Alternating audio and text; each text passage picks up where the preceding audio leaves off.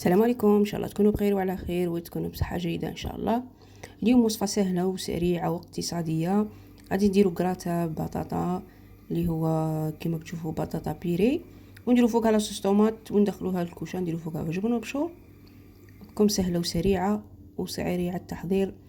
بهذه الطريقه غادي تندمي ليا ما جربتيهاش. اليوم ان شاء الله غادي نشاركها معكم، ولكم المقادير والطريقه. كما كنتوا تشوفوا عندي هنا البصله قطعتها ومن بعد حيتها، راني نقليها شويه مع شويه تاع زيت. كي تبان معنا البصله نزيدو شويه لحم تاع الدجاج مطحون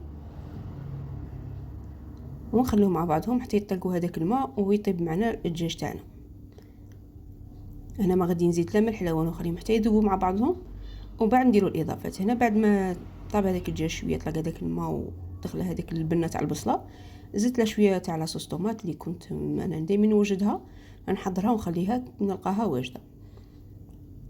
هنا البطاطا تاعي راهي تغلى في الماء، غادي درت لها نقيتها وقطعتها ودرت لها الملح وخليتها تغلى ونخليها تنشف عليها الماء ونطحنها. كما راكم تشوفوا ما نمشي نخليها نقطعها هكا حب ونعاود نقيها ونعاود تسمى كاع الفيتامين تاعها يروحوا في الماء.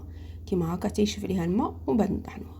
هنا راني نعطر في هذه الخلطه اللي ندير فيها، درت شويه كركم، زنجبيل، قزبر مطحون، درت شويه كمون، درت كركم والملح، ونخلو هاد الصلصه تاعنا طيب. نديروا شويه تاع الطوماطيس مصبره، غير شويه برك ماشي بزاف، زيدنا بنه ونخلوها طيب، نغطوا عليها ونخلوها طيب. هنايا راهي الصلصه تاعنا راهي طيب. هنا البطاطا كي طابت كاع نشفت من هذاك الماء، راني نطحن فيها كما راكم تشوفوا، مجستها كما هكا، طحنتها مليح في ساعه طحن كيما هكا. كي نخلوها طيب في الماء تاعها حتى تنشف، تجي تذوب في الفم كيما الشيفان اللي يخدموا لابيري في المطاعم. كيما بهذه الطريقه تجي مليحه كيما هكا يخدموها هما. انا درت لها 2 حبات تاع بيض باش تزيدنا بنه، ودرت لها مغرف تاع الزبده وشويه تاع لاكريم. هنا ما تبغيش ديري، ما يكونش عندك لاكريم ما يكونش، ما ديريش لاكريم، ديري غير حبه تاع بيض ولا وديري 2 حبات بيض هكا تبغي تزيديها في الطعم. وديري تاع شويه تاع الزبده وديري لها زيديها شويه ملح، اللي شفتيها خاصها شويه الملح، زيديها ملح، ديري الفلفل الاسود ونفرغوها في البلا. هنا اللي كان عندك بلا تاع الزاج كلا ديري الزيت، كان عندك بلا تاع حديد ديري شويه زيت هكا باش ما تلصقلكش من تحت.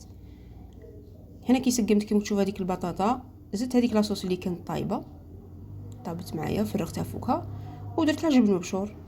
هذه هي الوصفه سهله ماهله وفي ساعه وجدنا، واقتصاديه وبنينه، وصفه عائليه سهله وسريعه التحضير وبنينه بزاف.